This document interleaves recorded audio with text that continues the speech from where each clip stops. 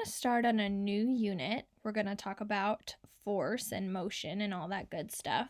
But specifically today, our objective is going to be able to describe force. So basically, a force is a push or a pull. Every single action word you can think of is a push or a pull, and we call that force in science. So here's Mr. Incredible. He's typing on his keyboard just like all of us doing our schoolwork, and he's pushing down on the buttons of his keyboard just like we're all doing today. Think about the next part of your routine, right? You are, when you brush your teeth, you're pushing the toothpaste out onto the brush, and that is a force. That's a push. Pushing out the toothpaste, putting it on your toothbrush is a force. Okay, you're going down to the kitchen. You're pulling out a cereal box. That's a force. You're pulling the cereal into your mouth.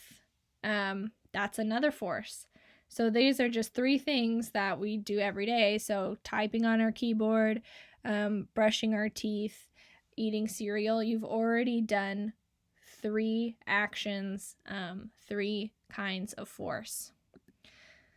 So you can think about this, go through your daily routine, like what are all the things you do in a day, and label them. Once you think about all the actions you do in a day, you'll realize how many times you're exhibiting or exerting force. So you're changing your clothes. When you are pulling off your clothes, boom, that's a force. You're throwing them into the laundry basket or hamper or whatever, that's another force, because when you're throwing something, right, you're pushing that object away from you. That's a force. You go for a walk with your dog. Okay, you get your dog on the leash. Okay, that is a pull. You're exerting, that's a force. You're going grocery shopping and you're pushing the cart down the aisles. That's another force. Pulling items off the shelves. That's another force. You're turning pages in a book. You're pushing and pulling. So you're pulling the page toward you and then pushing it back down to get to the new page. That's a force. Even when you're going to sleep at night, okay, you are exerting force by just pushing your head down on the pillow, right? When you plop your head down, that's a force. You are pushing your head down until it hits the pillow. So I'm going to challenge you, just write down a list of all the action verbs you do in a day and try to label them. Are they pushes or pulls? And you'll see quickly how much force is in your everyday life all the time, constantly. So the second thing I want to talk about force is the strength and direction. So all these pushes and pulls, all these forces you're exerting all the time, they each have a strength and they're each going in a direction. So let's talk about the keyboard again, right? So here's Mr. Incredible typing on his keyboard, just like us, still doing work for so long, okay? So he's pushing down on the keys. So downward, that's the direction the force is going. He's pushing them down. And think about the strength of the force, okay? You can either push on the keys gently and maybe it's not enough to push them all the way down to type, or you're pushing them too hard, and maybe you're pushing it too hard that the keys break. Maybe you're really frustrated, or like he is in this GIF, or maybe you're pushing them down just right so that you can type the words you want to type on your assignments. So the direction is downward, and it can be a little strength, little force, or big force, pushing them down harshly with more strength. Let's look at another example. Okay, so pulling, we're back with the example of taking dog on a walk, okay? Pulling on the leash, you are pulling the dog towards you. So that is the direction, right? In this case, the arrow is going to the right. Pulling on the leash toward you is the direction, and the strength of the pull might depend on what's going on. So if you're going for a leisurely walk, you might not need to pull the chain hard at all or the leash hard at all. But let's say the dog sees a squirrel. Okay, you're out for a walk. The dog sees the squirrel. He gets excited. That's going to change the strength of your pull and the direction of your pull. So you're pulling it even harder than you were before. That's a stronger pull. The strength has increased. You're still trying to pull the dog toward you, or maybe you want to change directions and, pace backward slightly to the left or something. Okay, the next thing I want to talk about in force is that when objects are in contact with one another, they are both exerting a force on each other. Okay, so let's use the dog and the owner example again. So there's two objects being in contact right now. One is the dog, and the other one is the leash. Now they are both exerting a force.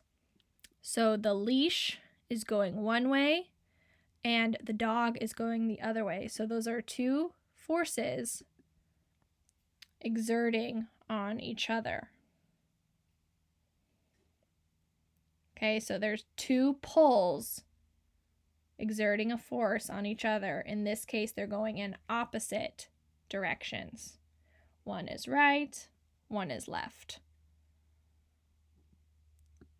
Let's look at this other example. Once again, when objects are in contact, they exert a force on each other. So in this example, these two are giving each other a high five. They are both pushing their hands toward each other.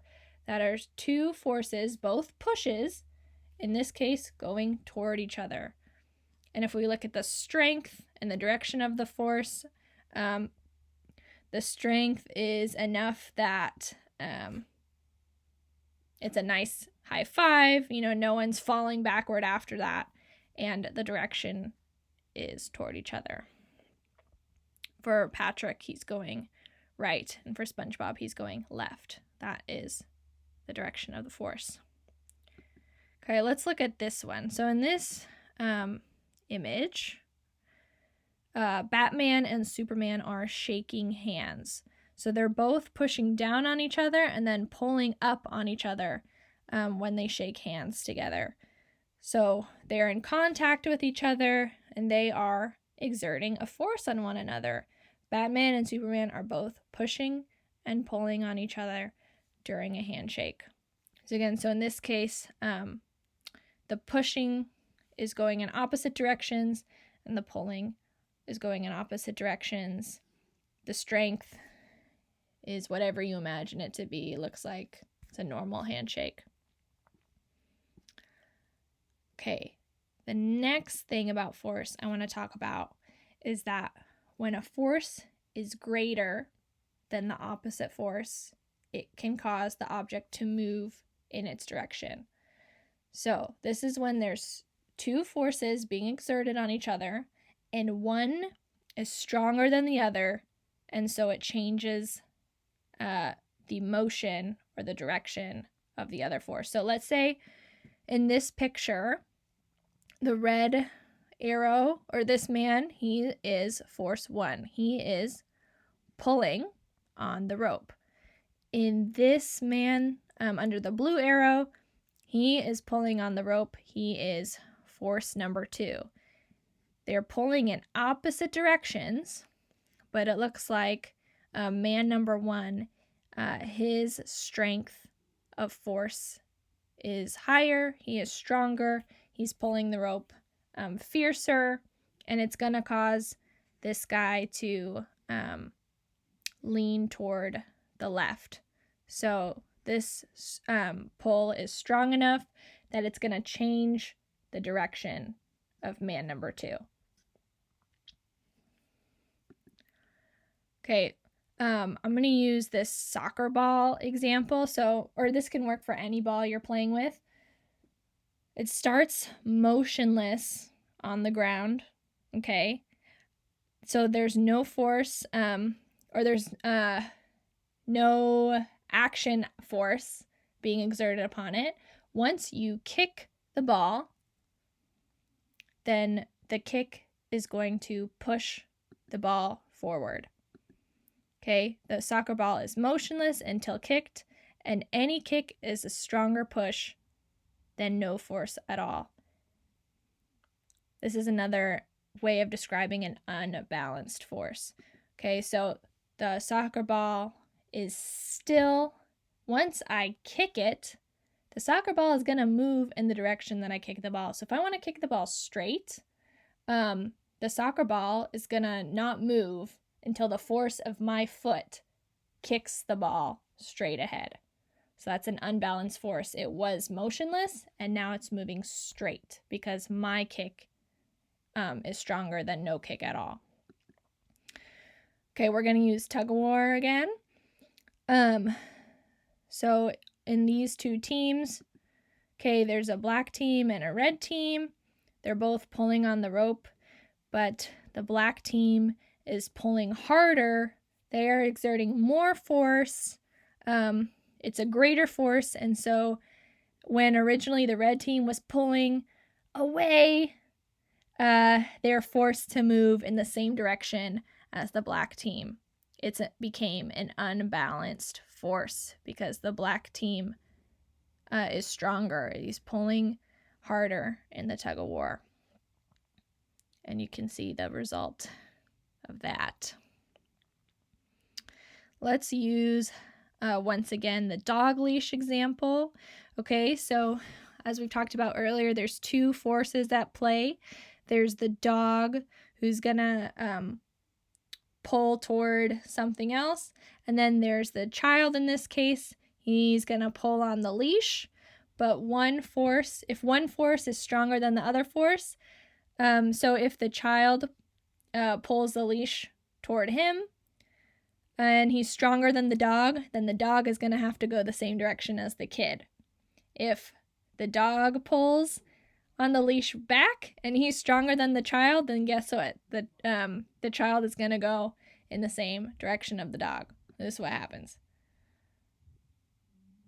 See, the dog won out. There's two forces at play here. They're both pulling on each other, but the dog is pulling harder and stronger, forcing the child to move in the opposite direction.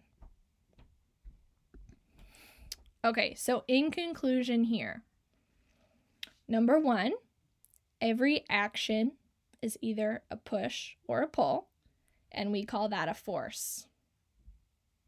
Number 2, forces each have a strength and a direction. Okay, so all our pushes and pulls, they're going in a direction, and they have a certain strength. Okay, number 3, when objects are in contact, they exert force on each other. So anytime there's two objects that collide, there's two forces acting on each other.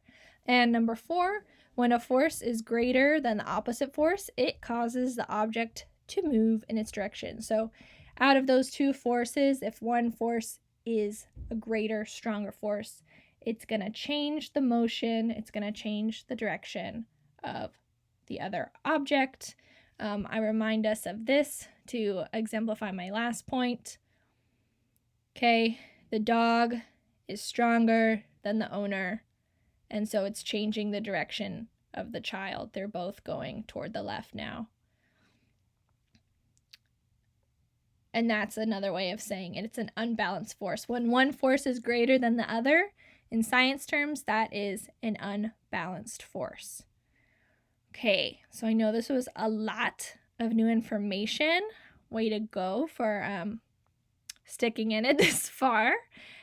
So my activity for you guys is to think of an action you exert in your everyday life, in your everyday routine. Think of anything you do inside your house or like on any of the walks you've been going on. And I want you to be able to describe each part of that action and how it relates to force. So for example, I'm going to use the typing one that I started out with. So out of the 4 pieces of force we talked about, the first one, is it a push or a pull? So for typing on a computer, it's a push. I'm pushing down on the keys. Okay, my second question is, what's the strength and the direction? Well, I'm pushing down. Okay, so that's the direction. And what's the strength? Well, I'm pushing hard enough that I can type the PowerPoint, but I'm not pushing too hard in that it jams my keys. Okay, so that's my strength and direction of the force. Number 3, which objects are in contact and exerting force on one another? So in this case, I have my 2 objects are my fingers are exerting a force, and the keyboard is the other object that's also exerting a force, even though it's motionless. That is inanimate. That is a topic we'll get to another time. But for this lecture, we're just going to focus on what are the 2 objects at play here. And so for number 3, that is the keyboard, buttons, and my fingers. Those are the 2 objects exerting force on one another. And number 4, which force is greater? So which is the stronger force in causing the other object to move? So for typing, my fingers, the force of my fingers is stronger than the buttons on my keyboard, and it's causing the buttons to be pushed down. They were not moving before my fingers came along, and now they are forced to be pushed down. So that's my example for you guys. My challenge for you is to follow this format with some other force you find of your own. Good luck and happy learning.